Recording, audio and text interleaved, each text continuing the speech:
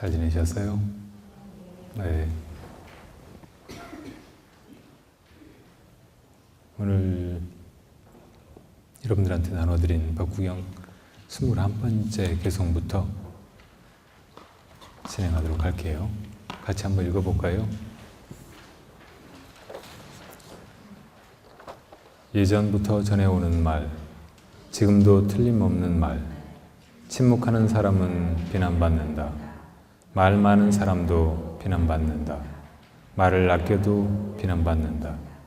하여 삼계 비난받지 않는 존재는 없네. 옛날에도 없었고 앞으로도 없으며 지금도 없구나. 비난만 받는 사람도 칭송만 받는 존재도. 그렇지만 분별 있는 사람들이 이분은 온갖 허물을 떠났고 진정 지혜로우며 알아야 할 것을 알고 지고의 덕망을 갖추었다고 두고두고 찬탄하는 이가 있다면 감히 누가 나서서 비방하랴. 실로 잠부강의 순금으로 만든 금화와 같은 이 존재를 천상의 신들 또한 그를 찬탄하리니 범천조차 그를 찬탄하리니. 여기까지만 봅니다. 오늘 이 네 개송은 말에 관한 이야기네요. 이것이 무엇인가요? 이것이 무엇인가 하면 여러분들 머릿속에 저게 무엇일까 생각하지 않고 바로 죽비라는 단어가 떠오르잖아요. 말이 먼저 떠오르는 거예요. 이게 뭘까 하고 자세히 보지 않고 더 알아보려고 하지 않고. 그래서 뭘 안다고 할 때도 우리가 그냥 그 이름을 알면 혹은 말을 알면 그것을 안다고 생각하기가 쉬워요. 그러니까 어떤 때는 말 때문에 무엇인가를 쉽게 이해하고 정리해서 머릿속에 담기도 하지만 많은 경우는 말 때문에 존재의 본질에 다가가기 힘들게 되고 어떤 것을 진실로 이해하지 못하게 되게 십상이에요. 그래서 진정한 공부를 하려고 하는 사람, 존재의 실상에 대해서 알려고 하는 사람은 이 말을 경계해야 돼요. 말에 떨어지면 안 되고 말로 무엇인가를 이름 붙이고 해석하고 또 정리해서 머릿속에 담는 것을 아는 것으로 착각하지 말아야 합니다. 그렇다고 해서 이 말이 아무런 순기능도 없다. 말은 쓸데없는 것이다. 이렇게 생각하는 것이 맞는 태도일까요? 그래서 입을 닫아버리고 사람들 누가 입만 벌리면 말하지 말라고 하고 그것도 또 어리석은 일이겠죠. 말 때문에 얼마나 간단하게 할 수 있는 것을 우리가 복잡하게 하고 말로 다른 사람하고 금방 통할 수 있는 것을 말이 안 통하면 얼마나 답답해 해요. 스님들 가끔 무관하잖아요. 근데 그 무관하는 거 이거 쉬운 일이 아니지만 할 때는 반드시 대중에게 제가 무관을 하느라고 여러 가지로 폐해를 끼치고 불편하게 해드릴 것 같아서 죄송합니다 하고 무관을 시작합니다. 정말로 무관하는 사람이 대중 가운데 한 사람 있으면 다른 사람들이 다 그 깊은 속마음을 이해하고 도와줘야 무관을 할 수가 있지. 안 그러면 서로 굉장히 불편해요. 예전에 제가 선원에 살 때 스님들이 그 공, 핸드볼 공이나 축구 공으로 몸을 푸는 그런 운동을 하는 사람들이 있었어요. 근데 그 공을 누가 찾다가 무관하는 스님한테 그 공 누가 가져갔는 줄 아느냐고 하니까 그 스님이 이렇게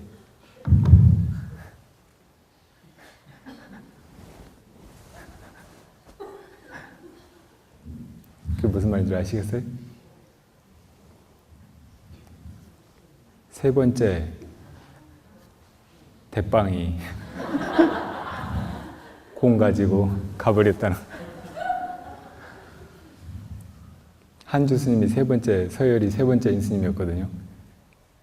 그 스님이 공 가지고 갔다는 말을 그렇게 한 거예요. 도무지 사람들이 이해를 못 해가지고 그 스님한테 무슨 말이냐고 하니까 한주 스님이 가지고 갔다는 거예요. 그렇게 바닥에 썼어요.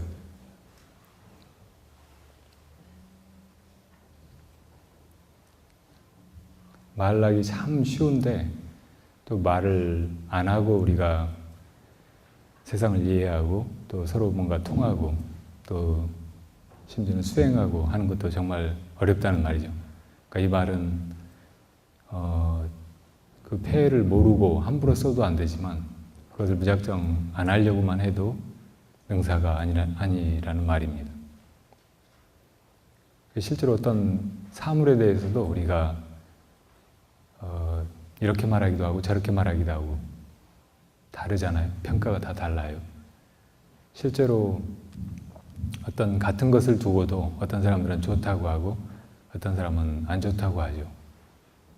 한 사람에 대해서도 그 사람을 좋아하는 사람도 있지만 또 싫어하는 사람도 있어요. 그래서 모든 사람들이 다 좋아하는 어떤 사람은 사실은 없어요. 또 모든 사람들이 싫어하는 사람도 없고 아무리 모든 사람들이 다 좋아하는 것처럼 보이는 뭐 연예인이나 대중적인 지도자나 스승이라고 해도 반드시 싫어하는 사람, 비방하는 사람, 또 공연히 회방하고 모함하는 사람도 있게 마련입니다. 그럼 부처님의 경우에도 마찬가지였어요. 심지어는 부처님 당시에도 끊임없이 외도들이 부처님이 이 진리의 세계를 평정해 나가시는 것, 불법을 드러내서 이런저런 삿된 주장들을 다 물리치고 이 세상의 진리가 무엇인지 가르쳐 가시는 것을 괜히 모함하고 와서 시비를 걸고 또 얼토당토 없는 않은 소문을 퍼뜨리기도 하고 그랬었죠. 그런가 하면 부처님의 제자 가운데서도 부처님을 욕되게 하고 비방하고 항상 빗나가는 그런 짓을 해서 대중을 불편하게 하고 또 승단의 어떤 권위라든지 혹은 그 좋은 명성을 떨어뜨리고 그런 사람들이 있었어요. 육군 비구나 16군 비구 얘기가 많이 나와요. 16사람이 떼지어 다니면서 못된 짓을 계속 하는 거예요. 파괴를 다 하고. 그래서 이 비구들이 6군 비구, 16군 비구라고 불렸어요.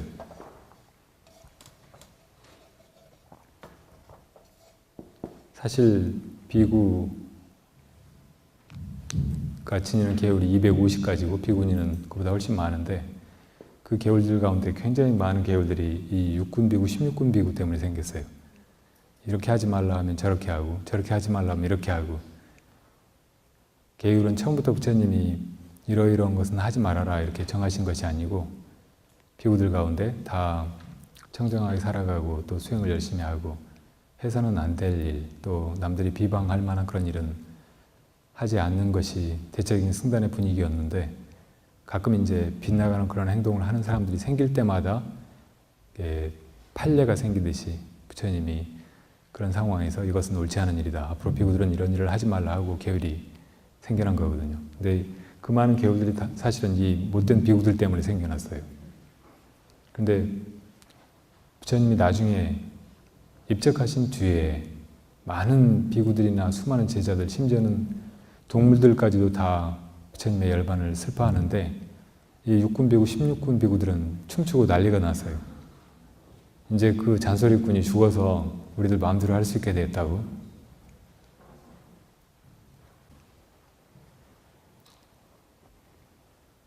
그리고 우리가 하는 말들도 늘 좋은 말, 또 바른 말, 참말만 하려고 하지만 가끔 실수를 하게 되죠. 그러니까 우리는 마음 안의 업을 완전히 아직 청정하게 다스리지 못한 사람들이고 수행 도중에 있기 때문에 늘 이 삼업을 살펴야 돼요. 삼업은 신구의로 짓잖아요. 몸으로 짓는 것은 신업, 입으로 짓는 것은 구업, 또 뜻으로, 마음으로 짓는 것은 의업.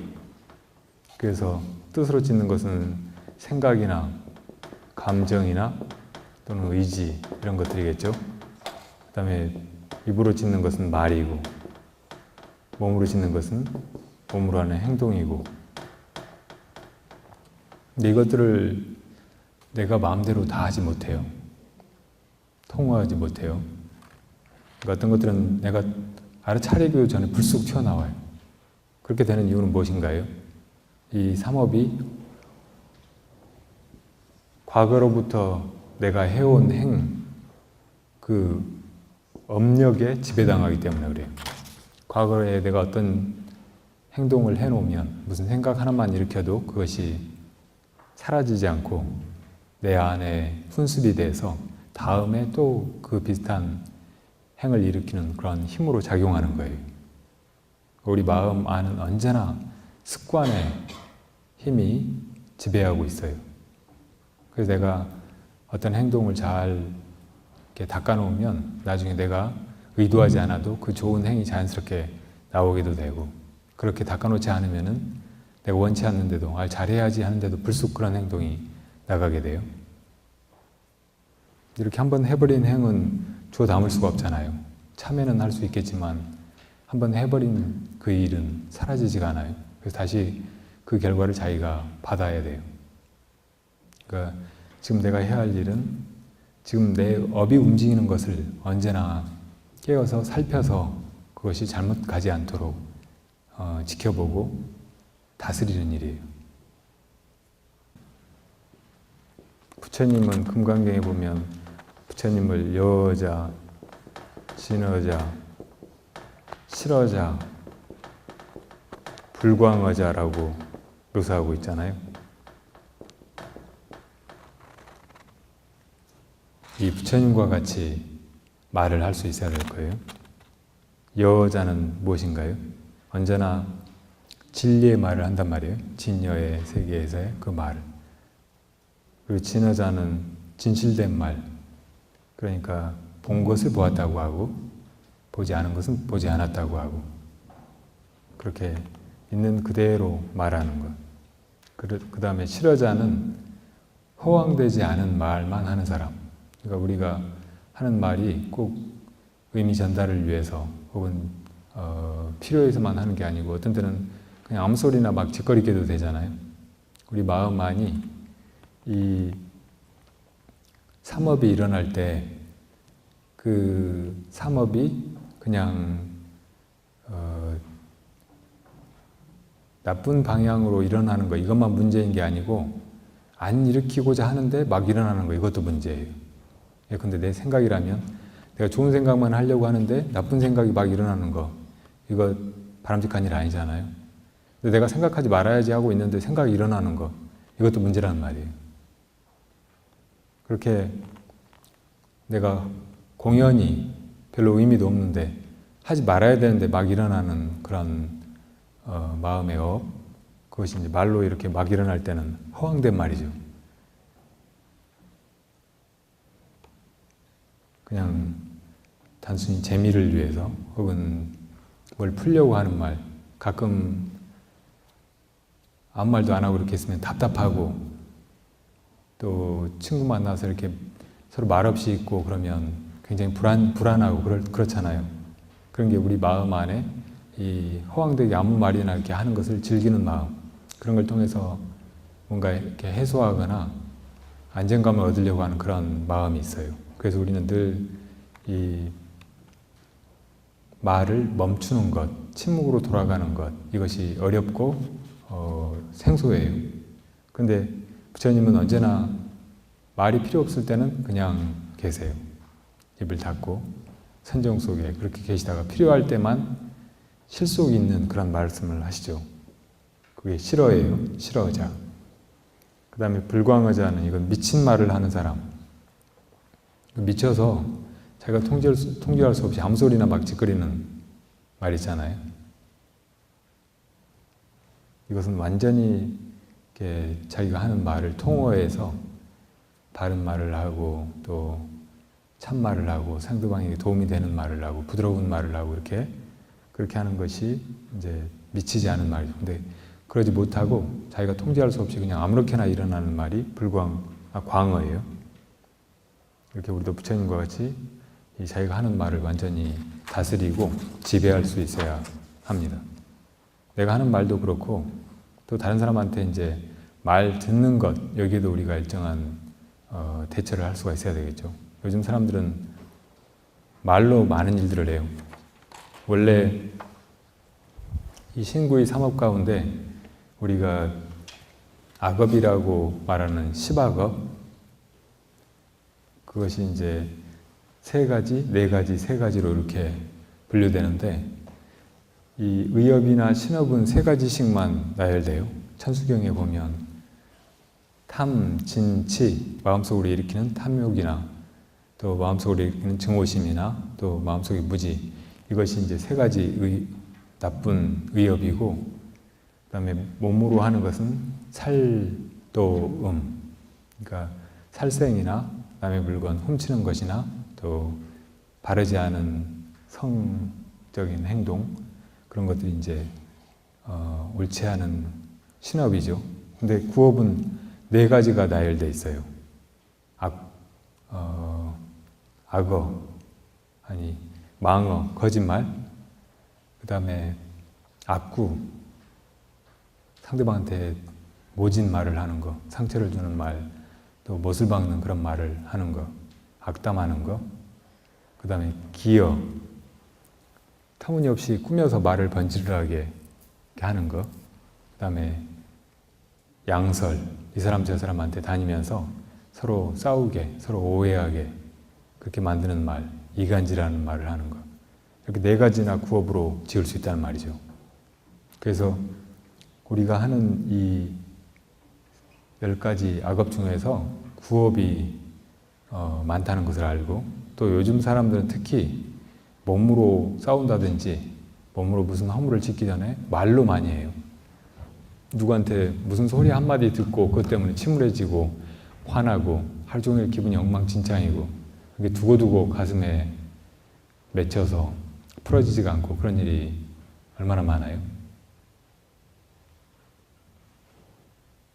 이건 아마 인도의 무슨 속담이나 격언이었을 것 같아요. 부처님이 이 말을 이제 인용해서 하고 계시죠. 침묵하는 사람도 비난받고, 말 많은 사람도 비난받고, 말을 아껴도 비난받고. 그럼 어쩌라는 말이에요? 빠져나갈 구멍이 없잖아요. 침묵하는 사람, 상당히 무게가 있고, 또 실수 잘 안 하고, 또 어떤 때는 그 진중함으로 좌중을 압도하고 또 고요하게 하고, 그렇게 또 침묵으로 묵묵히 밀고 나가고 견딤으로써 많은 문제를 손 안 쓰고 해결을 하죠. 그런 사람 비난 안 받을까요? 아까 묵언할 때 정말 불편하다고 했잖아요. 묵언 한철 하고 나면 사실 그런 비난이나 혹은 오해 혹은 싫어하는 그런 마음 속에 화살을 많이 받아서 굉장히 불편하고 힘들어요. 또 말 많아서 문제가 되는 사람도 많죠. 말 많아서 문제되는 사람이 더 많아요. 그래서 법정스님도 어디 나무에 지금 걸려있는 글 보면 말은 하지 않아서보다 해버려서 후회하게 되는 일이 얼마나 많은가, 그렇게 말씀하셨어요.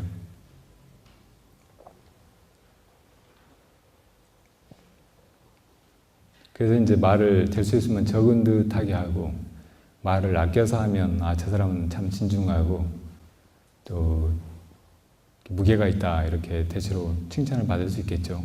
그런데 무작정 또 말을 적게 하고 말을 될 수 있으면 안 하고 아껴서 한다고 해서 모든 경우에 다 통할까요? 또 그렇지도 않아요. 어떤 상황에서는 그 사람이 뭔가 말을 해야 된다고 사람들이 기대를 해요. 한마디 해줘야 된다고. 또 그 사람 입만 쳐다보고 있는 경우가 있잖아요. 근데 그 사람이 그렇게 말을 해야 될 때 말을 안 해버리면 굉장히 싫어하고 책임을 회피했다고 말하고 그 사람답지 않다고 또 비방하게 됩니다. 그러니까 이 말에 대해서 늘 침묵을 하든지 아니면 많은 말을 하든지 말을 아껴서 하든지 이 비난의 화살을 피해갈 수 있는 사람은 삼계 안에 아무도 없다는 말이죠. 옛날에도 없었고 앞으로도 없으며 지금도 없구나. 비난만 받는 사람도 칭송만 받는 존재도, 공자님도 이 세상에 칭찬만 받는 사람이나 또 비난만 받는 사람은 좋은 사람이 아니라고 했어요. 모든 사람들이 다 칭찬하는 그런 사람이 있으면 그는 필시 간사한 사람일 것이다. 그리고 모든 사람들이 다 비난하는 사람이 있다면 그는 성정이 매우 포악한 사람이다, 이렇게 말했어요.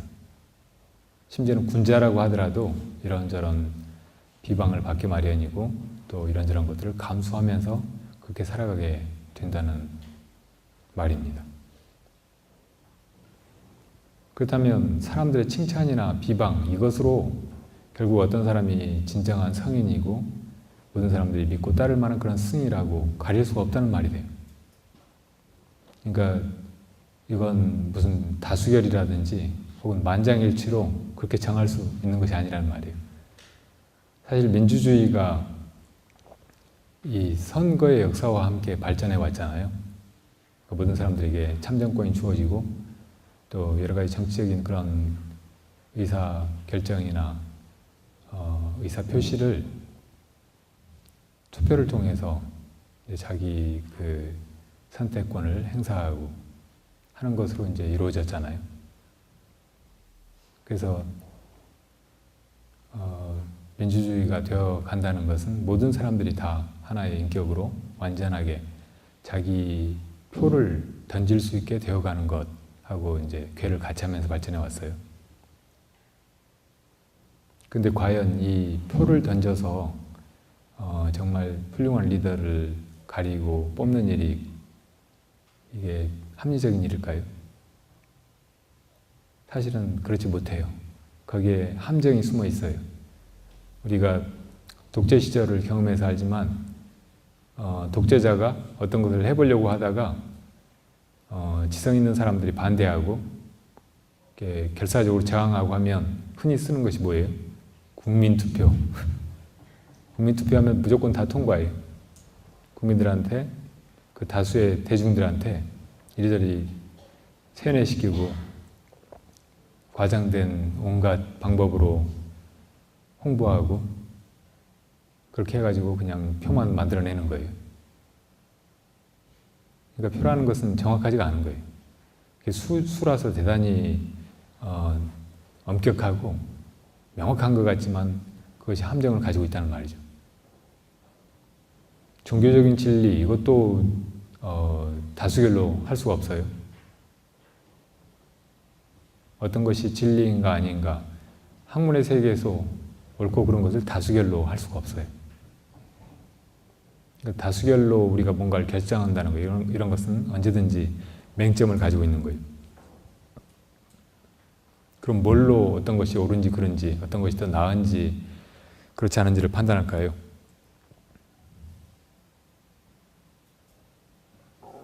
결국은 우리들의 분별력, 우리들의 분별지, 이것에 의존하는 수밖에 없어요. 우리가 가진 지혜 중에는 무분별지와 분별지가 있어요. 그래서 뭔가를 분별하지 않고 있는 그대로 바라보고 또 그 속에서 이제 평화, 내 내면에 혹은 밖에 평화를 그대로 드러내는, 그리고 모든 걸 다 나와 하나로 여기고 그 속에서 이렇게 따뜻하고 부드러운 자비심을 내는 것, 그런 것이 이제 무분별의 지혜인데, 그래서 무분별지를 얻어간다는 것은 아무것도 모르는 바보 먹통이 되는 것이 아니에요. 옳고 그런 것을 분명히 가리고 또 좋고 나쁜 것을 알아보되 그것이 절대적이지 않다는 것, 그 공성을 알아차리는 것, 이것이 무분별지예요. 그래서 어떤 때는 무분별지가 필요하고 어떨 때는 분별의 지혜가 분명히 필요한 거예요. 분별력이, 변별의 힘이. 부처님 개성에도 그렇지만 분별 있는 사람들이, 이분은 온갖 허물을 떠났고 진정 지혜로우며 알아야 할 것을 알고 지고의 덕망을 갖추었다 하고 두고두고 찬탄하는 이가 있다면 있다면 이 사람이 이제 정말 훌륭한 사람이다. 성인 군자이다. 이렇게 말씀하고 계시죠. 한때는 사람들이 잘못 판단할 수도 있어요. 분별력을 가진 사람이라도 뭐 이런저런 인연 때문에 잘못 알거나 또 잘못 판단해서 훌륭한 사람을 알아보지 못할 수도 있고 어떤 때는 매도할 수도 있고 반대편에 설 수도 있고 그런데 시간이 가면 되게 또 다 드러나죠. 그래서 만약에 어떤 사람이 두고두고 세월이 가도 늘 한결같이 분별력 있는 사람들에 의해서 칭송받고 옹호되고 또 우러름과 존경을 받는 사람이 있다면 그 사람이 정말 이제 이 세상에 순금과 같은 존재라고 말씀하시는 거예요. 그런 사람이 있다면 감히 누가 나서서 비방하랴. 비방하는 사람은 불어오는 바람을 향해서 흙덩이를 던지는 사람이에요. 결국은 자기가 그 비방의 화살을 맞게 되죠. 실로 잠부강의 순금으로 만든 금화와 같은 이 존재를 인도에서는 금을 광석에서 재련해서 얻기보다는 강에서 그 모래를 걸러가지고 거기서 이제 사금을 채취해서 주로 써요. 그래서 잠부강에서 이제 좋은 그 금이 나서 잠부강의 순금과 같은 그런 존재라고 비유하고 계시죠. 부처님은 몸이 금빛이 나는 분이었어요. 언제나 자마금색, 이 자색과 이 황금빛이 오묘하게 조화된 그런 빛나는 피부를 가지고 계셨어요. 저 노자한테 어떤 제자가 지금 사람들이 공자를 훌륭한 성인이라고 칭송하고 따르는데 공자가 성인입니까? 하니까 아니라고 그랬어요. 그럼 스승님이 성인입니까? 하고 노자한테 물으니까 나도 성인이 아니라고 했어요. 그러면 이 세상에 성인은 없습니까? 하니까 있다고 했어요. 누굽니까? 하니까 공자나 노자보다 조금 더 앞서 거의 비슷한 시대를 사셨던 그 부처님을 노자가 알았던가 봐요. 저 서역에 가면 온몸이 순금빛으로 빛나는 분이 있는데 그분이 성인이다 이렇게 말씀하셨어요. 도가의 어떤 경전에 기록에 나온다고 해요. 그러니까 부처님의 몸에 32가지 큰 특징, 80가지 작은 특징, 30 이상 80종호가 있는데 그 중에 하나가 온몸이 황금빛이 나고 늘 몸에서 이 아우라가 눈에 보이게 그렇게 나시는 것이었어요. 만약에 우리가 아마 부처님이 이런 분이었을 것이다 라고 불상 같은 걸 보고 그렇게 상상한다면 그것은 어떤 부분은 비슷한 것일지 모르지만 어떤 부분은 많이 틀려서 실제 부처님은 정말 대단하게 아름답고 위대하고 거룩하게 보였을 거예요. 부처님의 그런 특징들을 될 수 있으면 이 불상에다가는 그대로 묘사할 뿐이에요. 머리가 이렇게 한쪽으로 감긴다든지 정수리가 이렇게 튀어나와 있다든지 귀가 길어서 어깨까지 내려온다든지 또 목에 이렇게 주름이 3개가 있다든지 여기 가슴에 만자가 있다든지 배코에 털이 있어서 여기서 빛이 난다든지 손바닥이 물갈퀴가 있다든지 그런 것도 우리가 지금 물갈퀴 없는 손만 내보아 물갈퀴 있는 손을 보면 정말 이상할 것 같죠. 근데 실제 부처님을 보면 전혀 그런 게 이상하지 않은 거예요. 실제로 부처님처럼 귀가 이렇게 긴 사람이 있으면 약간 기형으로 보일지 몰라요. 그건 우리 이제 관념 때문이죠. 사람이 가지고 있는 관념도 미감도 시대에 따라 자꾸 변하잖아요. 여러분 발가락 양말 신는 사람 봤어요? 스님들이 이렇게 앉아서 수행을 오래 하다 보면 하체 기혈이 잘 순환하지 않아서 발에 무좀이 생기는 경우가 있어요. 근데 그 발가락 양말이 무좀 예방에 아주 좋다고 그래서 이스님 저스님 신으니까 처음엔 다 이상하다고 그랬어요. 꼭 무슨 동물들 발 같다고 제발 그거 좀 벗으라고 막 이렇게 하는 사람도 있고. 근데 신어본 사람은 이거 신어보라고 신어보고 말하라고 그래요. 근데 정말 신어보면 이 발가락 사이에 끈적끈적하고 서로 막 그러던 느낌이 하나도 없이 정말 기분이 상쾌하고 좋아요. 그래서 자기도 이제 신고 여러 사람이 이렇게 신으면 나중에 아무렇지도 않게 보이는 거예요. 우리 눈은 어떤 것에 쉽게 길들여지고 잘 속고 이것이 아름답다, 자연스럽다 하는 그런 판단도 자기도 모르게 세뇌당한 그 분별력으로 하게 돼요. 어떻든 부처님이 그렇게 보통 사람들이 갖지 않은 그런 여러 특징들을 가지고 계셨는데 그것들이 인간 존재의 가장 완벽한 아름다움, 그것을 형상으로 드러내시는 것이라고 볼 수 있어요. 그리고 그것들이 다 무량겁을 두고 닦아온 그런 선업과 온갖 공덕행 또 지혜의 표현이죠. 그래서 이제 부처님의 그런 모습, 외모를 보고 누구나 다 귀의하고 또 칭송하고 또 좋아하고 따르고 하는 것이 아니고 사실은 금이어서 좋아하고 가짜 금이 금빛이 나지만 진짜 금이 아니라고 생각이 들면 금방 좋아하는 마음이 식어버리듯이 부처님도 외형만 그러시고 진짜 내면이 그렇지 않았다면 누가 끝까지 두고두고 찬탄하고 믿고 귀의하고 하겠어요. 부처님은 그 내면에서 그 밖의 아름다움이 표출된 분이기 때문에 두고두고 세월이 가도 이렇게 사람들에게 거룩한 분으로 찬탄을 받고 또 귀의처가 되고 하시는 거죠. 많은 사람들이 부처님을 그리워하고 부처님을 뵙고 싶어하고 또 부처님의 이름만 들어도 좋아하고 끌리고 그렇게 되는 거예요.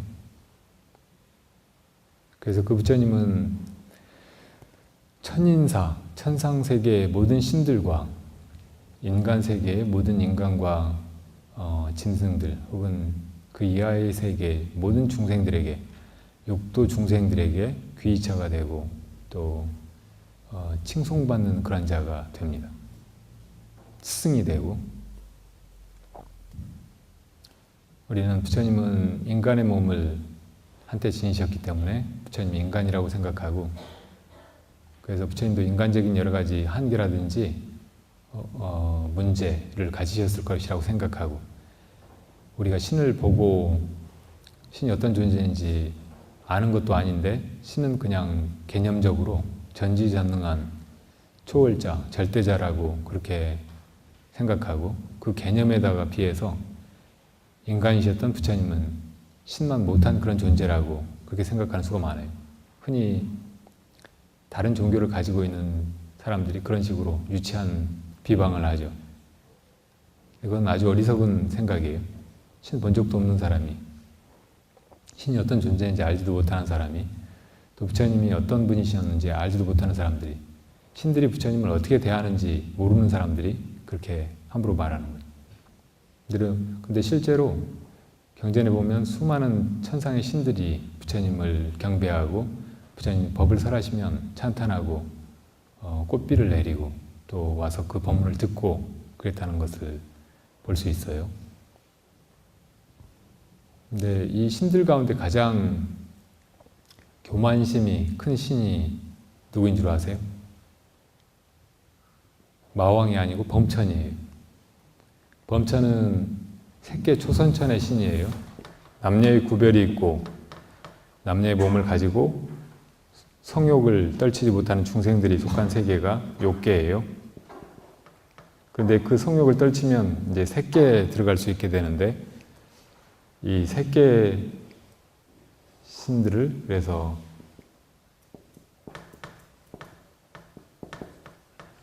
이 범천부터 잡아요. 범이라는 말이 청정범행하고 말할 때 성적으로 결백한, 순결한 그런 행을 범행이라고 해요.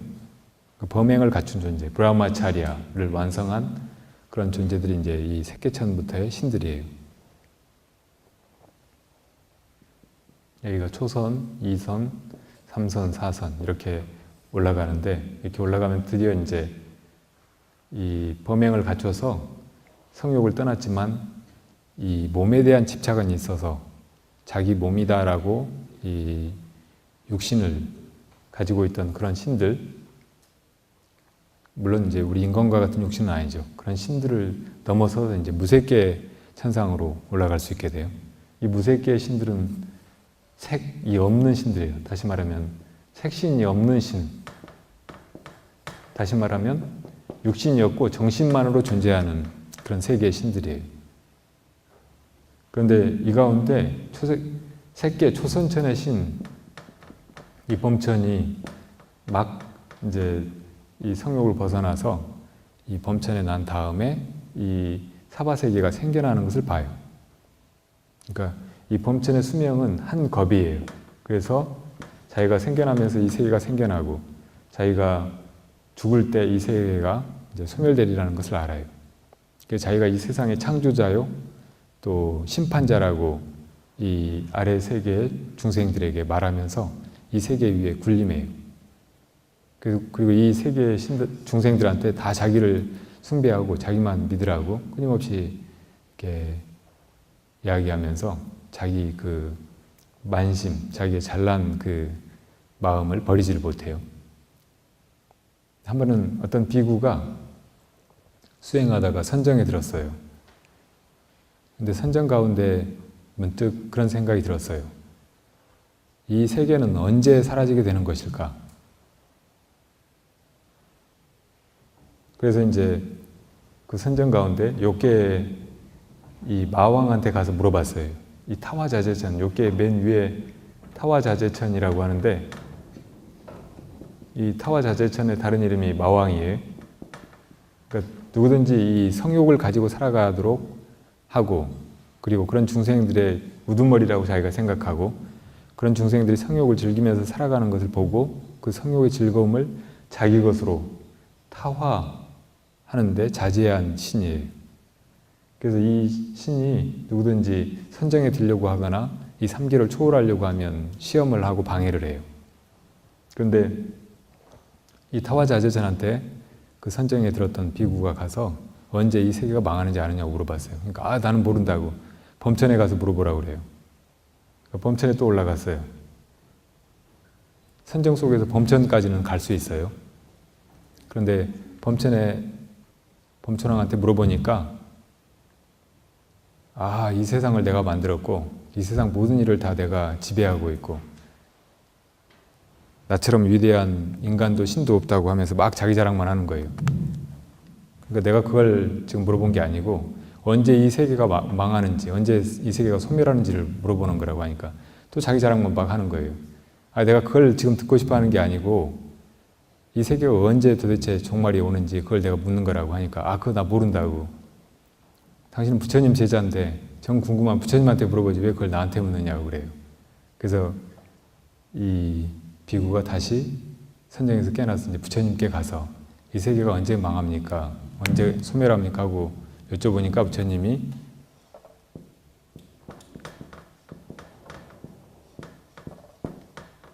식이 멸할 때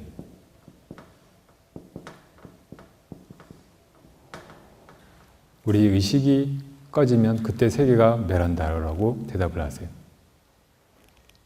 이해가 가세요?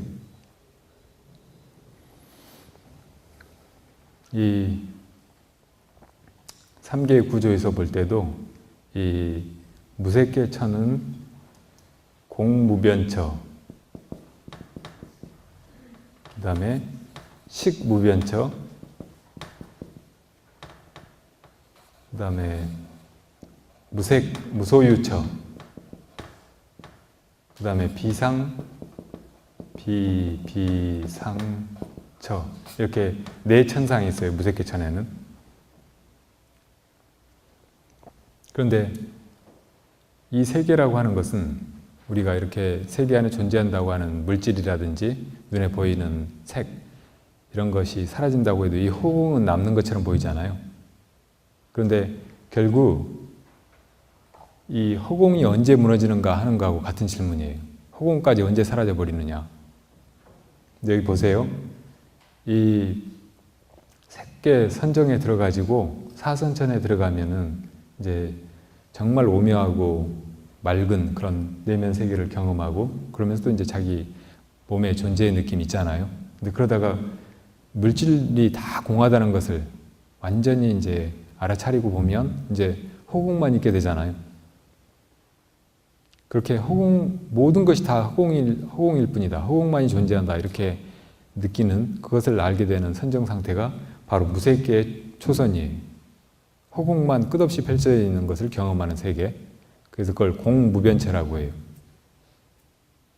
근데 그 공무변체는 영원할까요? 그것도 영원하지 않아요. 이 삼계 안의 모든 신들도 영원하지 않아요. 삼계 안의 어떤 세계도 영원하지 않아요. 공무변체도 이 허공을 내가 보니까 있잖아요. 보는 내 눈 혹은 내 식을 빼고는 이 허공의 존재가 느껴질 수가 없다고. 그래서 내 식이 소멸해버리면 이 허공도 사라져버리는 거예요. 그래서 부처님이 식이 멸할 때 이 허공계도 사라진다 이렇게 대답하신 거예요.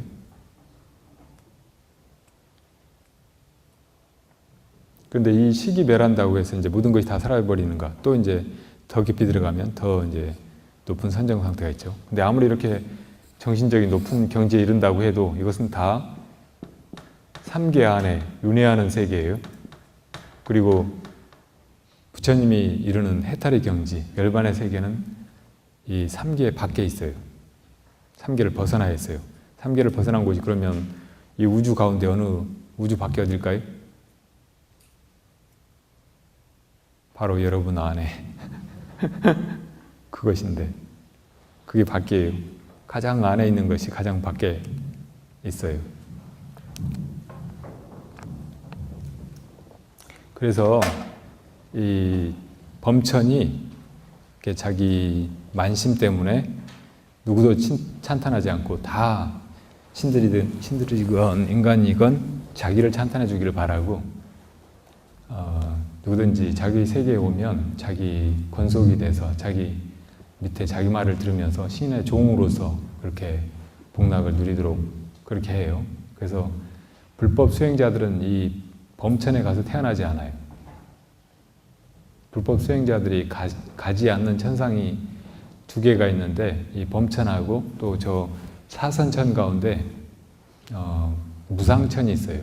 아무 생각 없이 그냥 가만히 있는 것을 열반이라고 착각하고 있는 그런 외도들의 세계예요. 외도들이 가서 태어나는 세계가 외도들만 가서 태어나는 세계가 저 범천하고 무상천. 그리고 성인들만 가서 태어나는 세계가 또 있어요. 불교의 깨달음을 이룬 아나함과를 이룬 신들만 가서 태어나는 세계. 거기가 저 사선천 가운데 맨 위에 5천상이 있는데 그 세계를 오정거천이라고 해요. 거기는 이제 불법 수행자들만 가서 마지막 한 생, 일생 보처의 그런 생을 살아요. 그리고 다른 이제 천상들은 다 중생과 성인이 함께 태어날 수 있어요. 어떻든 이 범천조차도 이 온몸이 자마광으로 빛나는 이 부처님을 찬탄하지 않을 수 없다. 그 말이에요. 그리고 우리도 다 우리 안에 그 빛나는 불성을 다 지니고 있어요. 이 모든 것의 온갖 것을 다 싸고 온갖 것 속에 스며 있고 사실은 또 온갖 것이기도 한 그 내면을 다 가지고 있는 거죠. 그러니까 진짜 부처가 우리 안에 있는 거예요.